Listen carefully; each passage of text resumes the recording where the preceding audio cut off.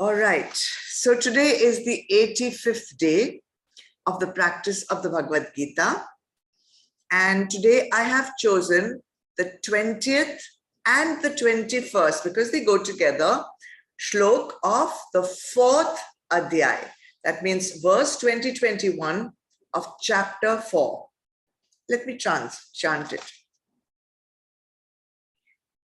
Tyaktva karma phala sangam nitya tripto nirashraya karmanyabhi pravrittopi naiva kinchit karoti sa nirashiryata chittatma tyaktva sarva parigraha shariram kevalam karma kurvannapnoti kilbisham. He who, having totally given up attachment to actions and their fruit, no longer depends on anything in the world and is ever content, does nothing at all, though fully engaged in action. Having subdued his mind and body, and having given up all objects of enjoyment, free from craving, he who performs sheer bodily action does not incur sin. So yesterday, when we did the 38th shlok of the second adhyay, Bhagwan explained to Arjun what should be the mental attitude that one should have while dealing with different issues in the world. And that advice that he gave, that updesh that he gave, was based on the teachings of Jnana Yoga. In today's two shlokas, Bhagwan is explaining the mental attitude we should have while interacting with sansar based on karma yoga. The goal of both is to do actions in the world without incurring karma. So these two I took together, which gives a complete picture of the updesh of karma yoga.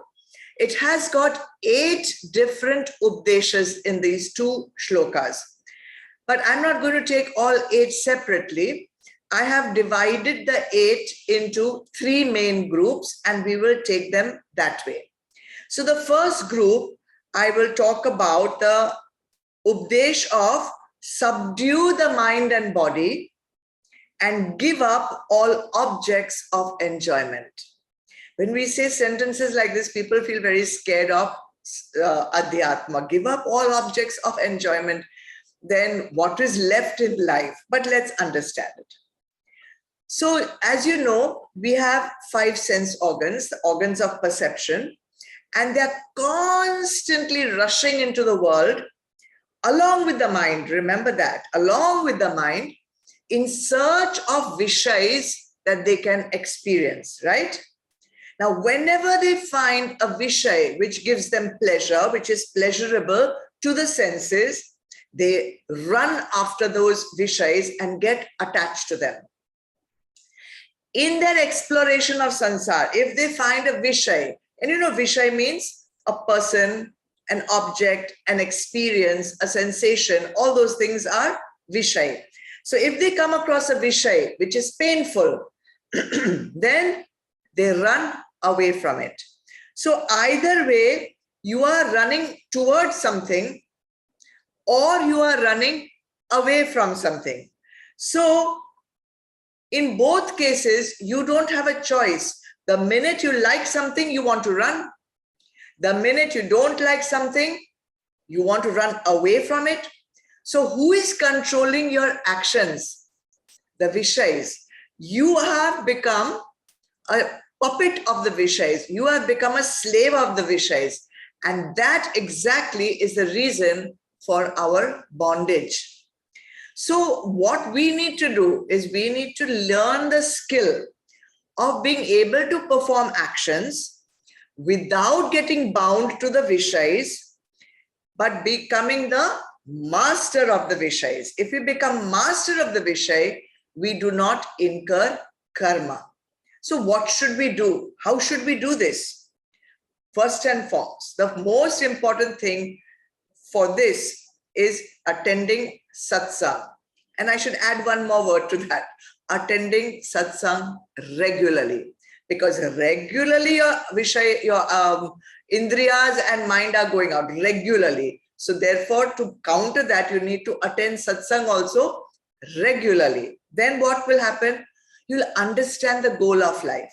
You'll understand the reason of your birth. You'll understand the purpose of your life.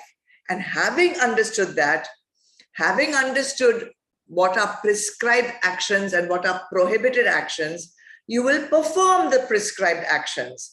And when you perform the prescribed actions in Karma Yog Bhav, your Antakaran will start getting automatically purified.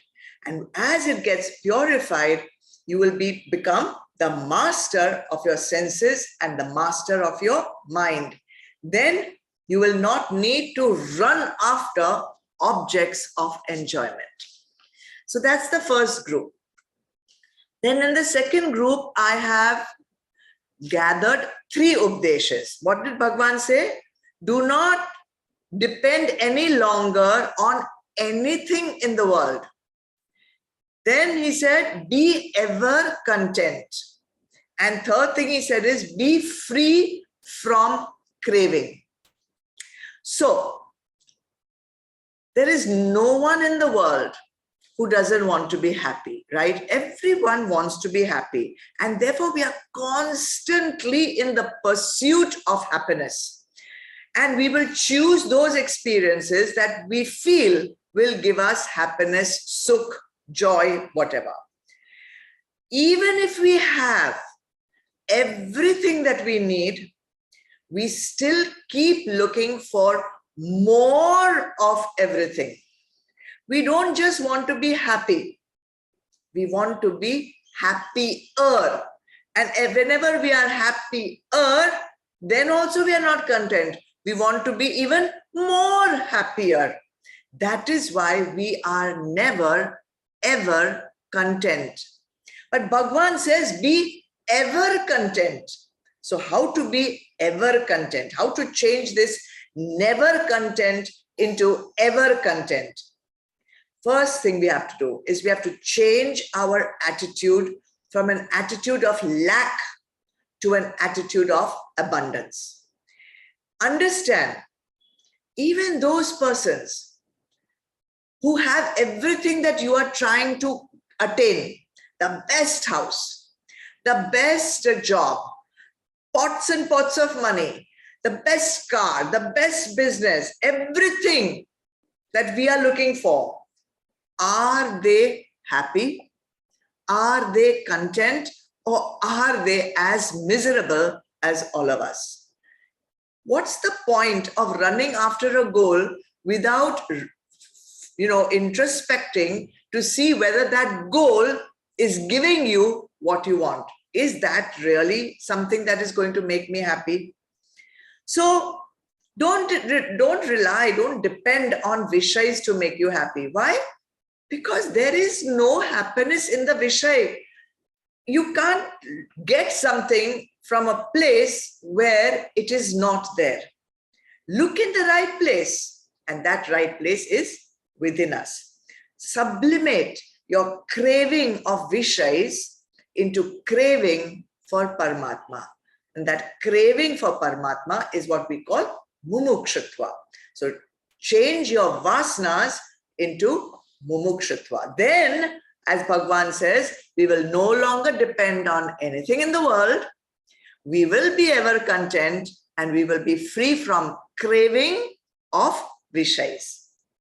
Then the third group comes, where Bhagavan says, totally give up attachment to actions and their fruit. Secondly, do nothing at all, though fully engaged in action. And 3, perform sheer bodily action. So by the practice of Karma Yoga, we will be slowly learning the art of doing actions without karta bhav and without bhokta bhav. And we will be doing our dharma, because all these are points of karma yoga.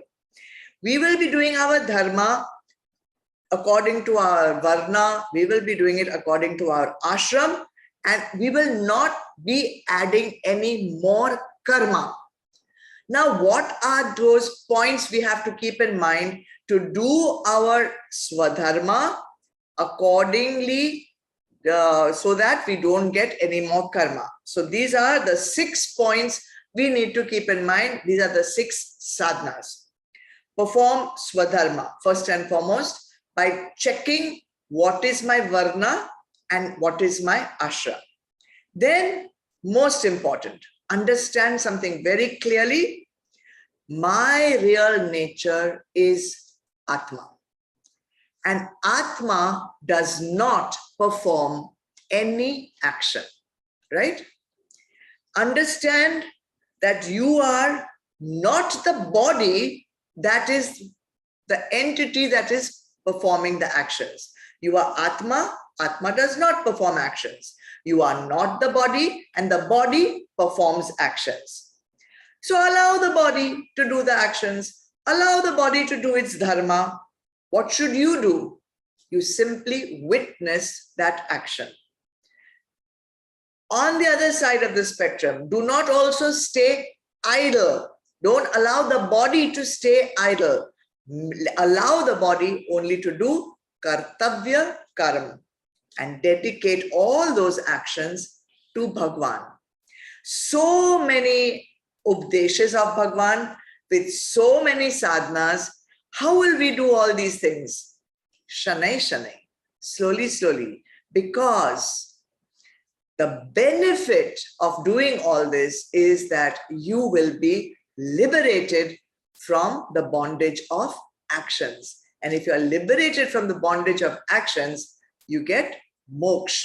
And that is the biggest benefit. That is the purpose for which we have been born.